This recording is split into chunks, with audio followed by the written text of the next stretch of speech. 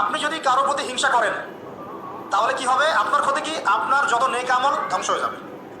হিংসা সেভাবে নেক আমলকে পুড়িয়ে দেয় যেমন করে আগুন কাঠকে পুড়িয়ে দেয়। হাদিস শুনেছেন হাদিসটা? হিংসা সেভাবে নেক আমলকে পুড়িয়ে দেয় যেভাবে আগুন কাকে পুড়িয়ে দেয়? কাঠকে। আগুন কাছে আগুন ধরিয়ে দেন, কাঠ বাকি থাকে, কয়লা ছাই হয়ে যাবে। ঠিক একইভাবে আমল নামের নেকি সব ছাই হয়ে যাবে। আর যদি আপনাকে কেউ হিংসা করে, ঈর্ষা করে, মানে ঈর্ষা না, হিংসা করে এবং আপনার দিকে বদনজর দেয়, হ্যাঁ আপনার ক্ষতি চায়, আপনার সাথে কুফুরি করে ইত্যাদি, তাবিজ কবজ করে, তখন আপনারও ক্ষতি হতে পারে। চোখ লাগলে, বদনজর হলে, তাবিজ কবজ, আপনার ক্ষতি হতে পারে। আর এই ক্ষতি থেকে আপনি বাঁচবেন কিভাবে? এটা তো আপনার হাতে নাই, তাই না? কেউ যদি আপনাকে ঈর্ষা হিংসা করে, এটা তো আপনার হাতে নাই, আছে? নাই। একটা উপায় হচ্ছে মানুষের থেকে নিজেকে যত পারেন আড়াল করার চেষ্টা করেন।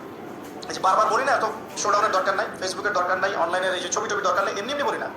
আমরা চাই যে মানুষ থেকে যতটা পারি আড়াল হতে, যতটা সম্ভব, কারণ এখন তো এর চেয়ে বেশি কিছু পাচ্ছি না।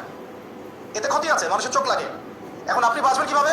প্রতিদিন সূরা ফালাক, সূরা নাস, ইখলাস, সকাল সন্ধ্যা 3 বেলা করে, সকাল সন্ধ্যা 3 বার করে সূরা ফালাক, সূরা নাস, সূরা ইখলাস, প্রত্যেক নামাজের পর আয়াতুল কুরসি, ঘুমানোর আগে আয়াতুল কুরসি, সূরা বাকারা শেষের আয়াত, সূরা মুলক